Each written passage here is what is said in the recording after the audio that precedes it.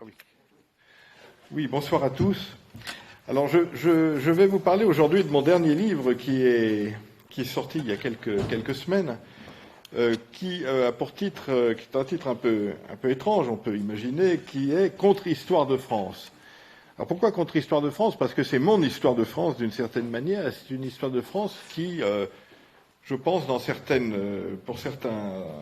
certains traits, pour certaines pages, va un peu à contre-courant de ce que l'on peut entendre sur notre passé, dans un sens ou dans l'autre d'ailleurs, parce que j'ai sous-titré ni romance ni repentance. Je pense que on ne doit pas faire un roman historique, on en reparlera, ni non plus se repentir éternellement sur les fautes supposées de nos ancêtres. Donc, qu'est-ce qui est à la base de ce livre? Bien sûr, il y a un travail que je fais depuis maintenant pratiquement 40 ans sur l'histoire. Donc, c'est un peu le fruit aussi de ces années de travail. Mais il y a quelque chose qui m'a un peu déclenché l'envie de faire cette espèce de somme sur l'histoire de France. C'est en 2016, lorsque Laurent Deutsch, que tout le monde connaît, qui est un vulgarisateur de l'histoire, lui-même ne se dit pas historien, mais il a un grand amour de l'histoire de France et il essaye de faire passer, il se présente comme passeur d'histoire. Donc, avait été invité à Trappes pour parler à des élèves de lycée ou de collège et les instituteurs ou les professeurs de ces lycées avaient fait une pétition pour empêcher Laurent Deutsch de venir parler sous prétexte qu'il avait un discours non conforme, en quelque sorte, à ce que eux pensaient de l'histoire. Et ils ont dit dans cette pétition, nous ne sommes pas là pour faire aimer la France à nos élèves. Alors, moi, à ce moment-là, j'avais réagi dans une tribune libre au Figaro sur cette phrase, nous ne sommes pas là pour faire aimer la France à nos élèves. Alors, je rappelle que Trappes, c'est une ville de la banlieue parisienne, du côté de Versailles, mais qui a une population très très largement issue de l'immigration, avec un maire d'ailleurs qui a fait parler de lui récemment pour lui-même immigré et qui a des positions un peu islamistes. Donc l'idée un peu beaucoup. Donc j'avais fait une tribune libre dans le Figaro pour réagir à cela, d'ailleurs déjà pour soutenir Laurent Deutsch, que je connais bien, qui est un ami, et je disais, ces professeurs dire nous ne sommes pas là pour faire aimer la France. Et effectivement, le rôle d'un professeur d'histoire n'est pas de faire aimer un pays. Il est là pour raconter l'histoire, pour la présenter, l'exposer, l'expliquer. Et effectivement, moi-même, je suis, comme je le disais tout à l'heure, assez opposé à cette idée de roman national qui a été en tout cas surtout mise en place à l'époque de la Troisième République avec Jules Ferry. C'est ce roman national avec des personnages qui étaient un peu transformés, avec une haine souvent des rois de France, d'ailleurs, qui étaient présentés souvent comme des personnages incapables, des tyrans ou des violents ou tyrans, etc. Donc ce roman national qui finalement était fait pour préparer des générations d'élèves à devenir de bons petits soldats en 1914 et aller se faire tuer à la fleur au fusil, comme on le disait, je ne crois pas que ce soit un modèle à suivre. Donc je ne suis pas pour que le professeur d'histoire ou l'instituteur soit une espèce de propagandiste d'un roman ou d'un récit qui serait orienté, mais je dirais qu'il n'est pas non plus là pour enseigner la haine de la France, ou ce qu'on appelle, comme aujourd'hui très souvent, la repentance, battre sa coulpe sur la poitrine de nos ancêtres éternellement, pour des sujets qui peuvent être l'Inquisition chrétienne, la traite négrière, le régime de Vichy, le colonialisme, etc. Tout cela est bon pour montrer que, comme quoi, nos ancêtres étaient des personnages horribles, d'affreux colonialistes, d'affreux dominateurs, d'affreux profiteurs, je dirais, de la misère des autres peuples. En fait, ces instituteurs ou ces professeurs ne font pas un roman national, mais ils font une sorte, ce que je appelle un cauchemar national, en quelque sorte. Alors là, c'est tout, évidemment, tout ce qu'on appelle aujourd'hui la déconstruction. Le président Macron, en 2021, disait qu'il fallait déconstruire l'histoire de France, la démonter, enlever tout ce qui pouvait avoir l'air de fierté ou de pages un peu glorieuses. C'est ce qu'on appelle aussi le wokisme, c'est-à-dire voilà, cette idée que les gens dominés, qui peuvent être les minorités raciales ou sexuelles, etc., doivent se réveiller et doivent se rendre compte qu'ils sont dominés, qu'ils sont opprimés par la majorité blanche, masculine surtout. Voilà, donc tout ça, c'est effectivement quelque chose que je trouve aussi dommageable dans l'enseignement de l'histoire. L'historien ou le professeur d'histoire ne doit pas être un juge. On ne fait pas de l'histoire pour juger les actions de nos ancêtres, d'autant que lorsqu'on les juge, c'est souvent avec un anachronisme, avec nos propres préjugés de notre époque. Et donc, on projette sur des périodes anciennes, nos propres fantasmes ou nos propres condamnations. Donc, le rôle d'un historien n'est pas de juger. Son seul devoir doit être finalement de dire la vérité. C'est un peu simple de dire ça, mais c'est beaucoup finalement. C'est un devoir de vérité. Et comme disait Léopold von Ranke, qui était le fondateur de l'historiographie moderne, c'est un Allemand au XIXe siècle, il disait: l'histoire, c'est raconter comment les choses se sont vraiment passées. Vous voyez, ça paraît simple comme définition, mais c'est déjà un bon programme. Comment les choses se sont vraiment passées. Je vais citer Lénine aussi, parce que vous voyez, je suis assez éclectique dans mes citations. Il parlait des faits têtus. Les faits sont têtus. Les faits, la réalité est têtue, elle s'impose et on a une époque où on reconstruit la réalité, aussi bien la réalité actuelle, la réalité sexuelle, la réalité ethnique, etc., mais aussi la réalité du passé. Le rôle de l'historien, c'est de chercher, autant qu'il le peut, et il ne le peut pas toujours, à établir les faits avant même de les analyser. Parce que si vous analysez des faits qui sont faux, bien sûr, vous parlez dans le vide. Par exemple, si vous étudiez, je ne sais pas, une manifestation qui a eu lieu tel jour à Paris, si certains vous disent il y a 100 000 personnes, d'autres il y a 50 000 personnes, évidemment, l'analyse ne va pas être la même. Donc le rôle de l'historien, ça va être déjà de recouper les sources pour voir quelle est la réalité, d'aller au plus près possible de la réalité telle qu'elle s'est passée.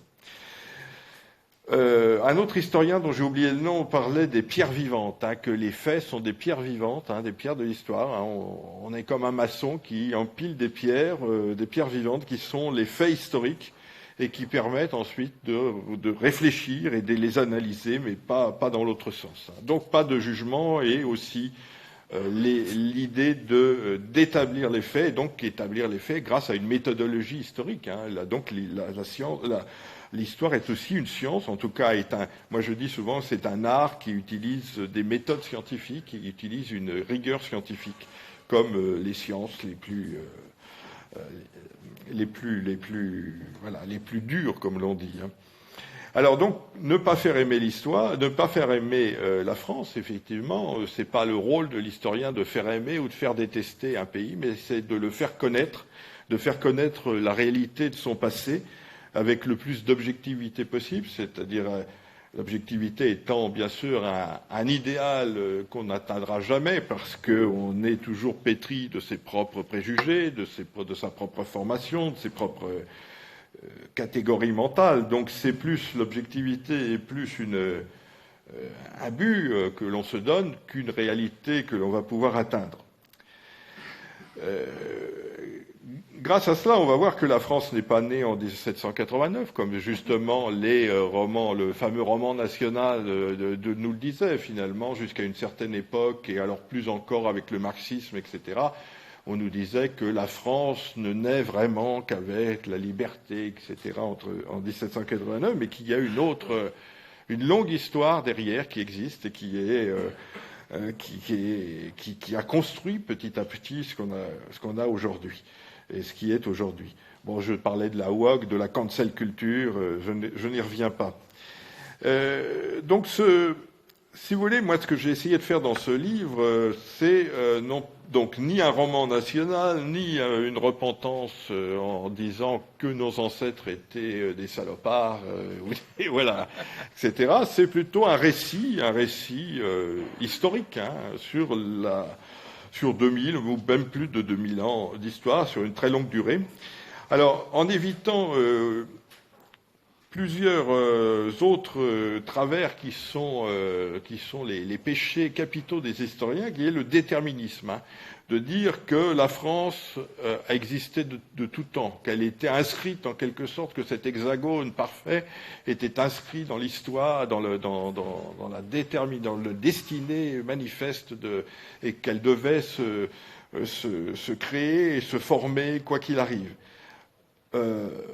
J'explique dans ce livre que la France aurait pu ne jamais exister et qu'elle peut mourir, qu'elle n'est pas immortelle. Et c'est en cela que la France est un héritage qu'il nous faut, un héritage fragile qu'il nous faut protéger, en tout cas qu'il nous faut faire vivre, faire perpétuer, parce qu'elle n'est pas immortelle. Hein. Paul Valéry disait que les civilisations sont mortelles. Et la France est mortelle. Hein. On parle de la France immortelle, oui, d'une certaine manière, mais en même temps, la France immortelle, d'abord, elle n'a pas été toujours la France qu'elle est aujourd'hui. Il y aurait très bien pu avoir d'autres constructions, et on l'a vu dans l'histoire, à l'époque de Charlemagne, à l'époque de la guerre de 100 Ans, ou à d'autres époques, il y avait d'autres constructions qui étaient possibles, avec d'autres découpages que la France actuelle. Donc il n'y avait pas de déterminisme, il n'y avait pas d'obligation à ce que la France existe et il n'y a pas d'obligation à ce qu'elle subsiste. Donc il faut être soi-même, nous aujourd'hui, les acteurs si on a envie qu'elle continue, hein, de cette histoire et de la faire survivre. Donc il n'y a pas de sens non plus de l'histoire. Hein. Ça c'était une idée marxiste, hein, l'idée que l'histoire se déroulait avec un certain sens, avec une certaine évolution qui allait vers,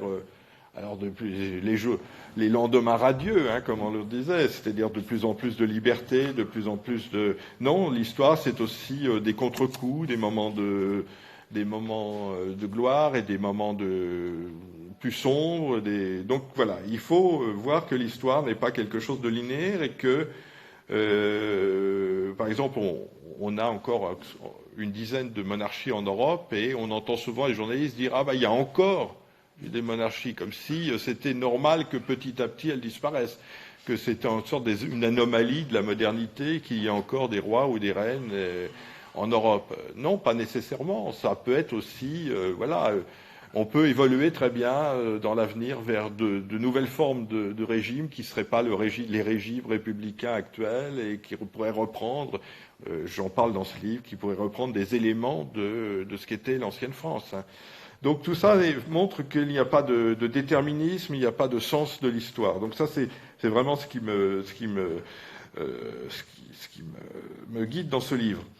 Donc ce récit national, que je vous propose, il est chronologique, hein, donc 45 chapitres qui partent depuis la très haute, depuis la préhistoire, depuis les dolmens et les menhirs de Karnak jusqu'à Macron à l'Élysée. Hein, donc vous voyez, ça fait quand même un grand écart. Et dans ces chapitres, eh bien, il y a un certain nombre de légendes que je contrebats, que je remets en cause à la lumière de travaux plus récents, et des choses qui vont peut-être vous étonner d'ailleurs, parce que, par exemple, la Gaule, on se rend compte actuellement de plus en plus que la notion d'une Gaule unie que César serait venu battre, et même l'existence d'un ensemble qu'on aurait pu appeler la Gaule et qui aurait regroupé à peu près la France actuelle, est plutôt une création de César et des Romains. C'est-à-dire que c'est les Romains qui ont plaqué sur la réalité celtique des catégories en créant en quelque sorte l'idée de la Gaule. Et c'est l'occupation romaine qui va donner consistance à ce qu'on a appelé la Gaule. Donc nos ancêtres les Gaulois, oui et non, enfin voilà, on peut en discuter, vous le verrez. D'autres personnages, je les revisite un peu. Clovis a-t-il cassé le vase de Soissons? Dagobert avait-il sa culotte à l'envers? Probablement. Jeanne d'Arc, est-ce que Jeanne d'Arc, quel a été vraiment son rôle? Est-ce que le fait qu'elle ait finalement empêché un grand royaume anglo-français n'est pas plutôt est une bonne chose ou pas? Vous voyez, finalement, je suis assez iconoclaste et je remets en cause un certain nombre même peut-être de figures un peu indéracisables. Henri IV, par exemple. Henri IV, je ne l'aime pas beaucoup, Henri IV, et vous allez voir que je ne suis pas toujours très tendre avec lui. Donc c'est une histoire de France qui est vraiment que je porte moi-même, hein, qui est ma propre vision de l'histoire aussi, hein, et je l'assume, mais qui, je crois, va mettre en lumière des éléments qui sont peu connus, qui vont remettre en question un certain nombre d'évidences que vous pouvez avoir en tête. Ce qui ressort quand même, c'est que la France telle qu'elle existe aujourd'hui, c'est 2000 ans d'une lente maturation, d'une aventure commune, d'une aventure commune qui est faite à la fois de périodes de gloire, des périodes d'infamie, des périodes de grande violence, mais aussi des périodes de grande sainteté, parfois en même temps, hein, pratiquement. Et c'est aussi une étude de la nature humaine à travers tous ces personnages. Nature humaine, c'est aussi à la fois les millions d'humbles personnages inconnus qui ont tissé cette histoire, mais aussi les grands hommes, parce que effectivement, aujourd'hui, on a tendance un peu, il y a eu un moment où il a eu tendance à écarter l'idée de grands hommes, de grands destins, et je pense que quand même, malgré tout, les grands destins sont au centre quand même de cette histoire, même si comme on disait autrefois, hein, c'était les 43 qui ont fait la France. Bien sûr, ils ont fait la France, ils l'ont fait avec les Français, mais disons que cette longue dynastie capétienne qui commence en 987, donc pendant près de 1000 ans, a accompagné et a construit d'une certaine manière la France telle que, même si effectivement, et là je reviens à l'idée du déterminisme, même si dans l'esprit du Capet, il n'y avait pas l'idée de construire à terme un ensemble qui ressemblerait à la France d'aujourd'hui, hein, tout ça s'est fait de manière empirique, hein, on parle toujours de l'empirisme capétien, un peu comme un paysan qui, autour de sa ferme, petit à petit, au fil des générations, va réunir des terrains, va acheter des champs, des bois, etc., pour être de plus en plus riche, sans avoir au départ une idée très précise de ce qui va se passer à la fin. Ces Capétiens vont être effectivement, et là on revient à ce que Richard nous disait tout à l'heure, en parlant de cette dynastie parallèle, là, on revient à cette famille cette famille extraordinaire, parce que c'est quand même la famille capétienne, la famille dans l'histoire du monde, peut-être avec les empereurs du Japon, mais qui sont en partie mythiques. On a là une famille dont on connaît les origines depuis 12 ou 13 siècles, hein, de manière référencée et sûre. Alors, pour terminer, je dirais, je reviendrai à cette définition de l'histoire que je vous disais tout à l'heure. À mon avis, quel est l'intérêt de faire de l'histoire? Parce que souvent, on présente à l'école l'histoire soit comme quelque chose de très barbant, hein, on apprend des listes. Moi, j'ai jamais appris de liste de dates, mais enfin, il paraît que certains instituteurs ou certains professeurs font apprendre des listes par cœur de dates et d'événements et de batailles, etc. C'est pas non plus, ça ne doit pas être un formatage intellectuel ou mental ou moral, c'est-à-dire pas le roman national de Jules Ferry ou le wokisme actuel. Ça ne doit pas être aussi l'idée de cultiver des antagonismes, hein. On a l'impression qu'aujourd'hui on enseigne l'histoire pour dresser les uns contre les autres, hein, les dominés contre les dominants, les pauvres victimes contre les méchants dominateurs. C'est pas non plus un moyen qu'on pourrait utiliser, une espèce de moyen un petit peu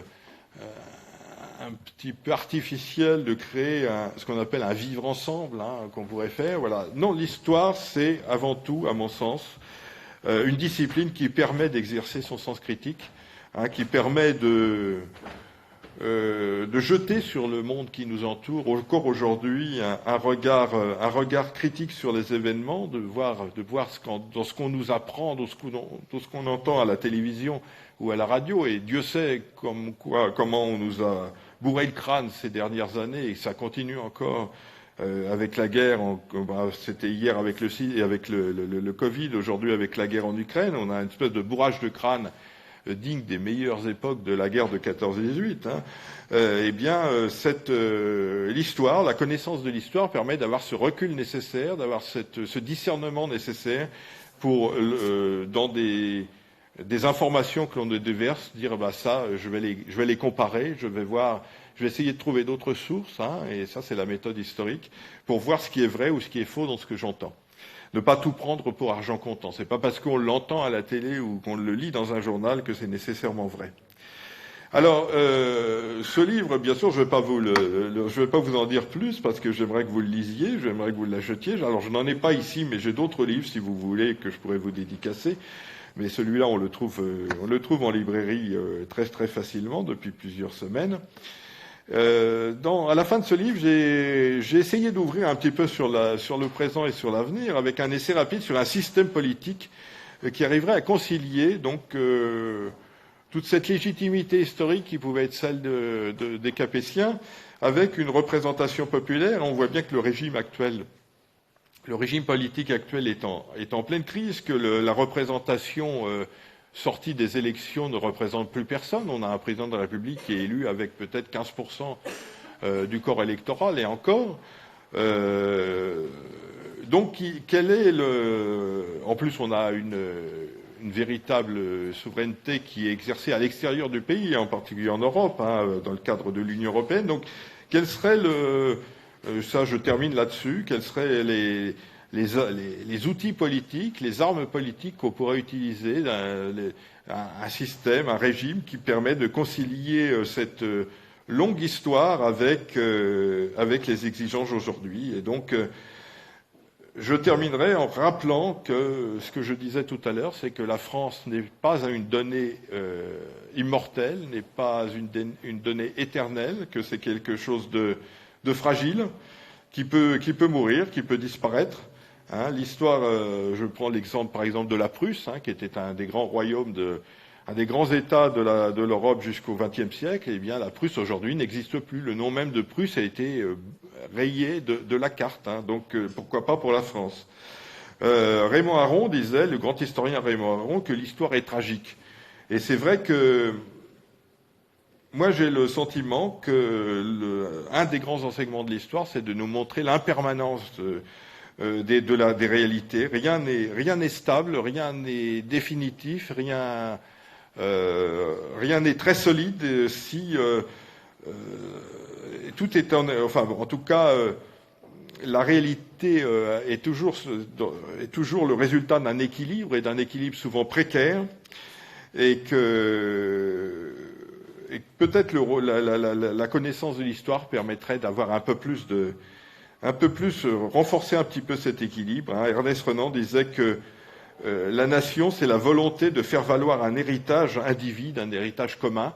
Et donc cet héritage commun, pour le faire valoir, le développer, eh bien, il faut d'abord le connaître. Et c'est à faire connaître cet héritage de la France millénaire ou bimillénaire, même d'une certaine manière, que je vous invite à travers ce livre qui est un peu iconoclaste, qui défrise un petit peu par moment, qui va peut-être en choquer certains sur certains aspects, mais voilà, c'est une vision qui est la mienne, et qui est une vision, je pense, en tout cas honnête de ce qu'a pu être l'histoire de France. Voilà, je vous remercie beaucoup, et je vous encourage bien sûr à le lire et éventuellement à me contacter. J'ai une page Facebook, donc on peut toujours me joindre sur ma page Facebook, et donc m'écrire, je réponds bien volontiers. Voilà.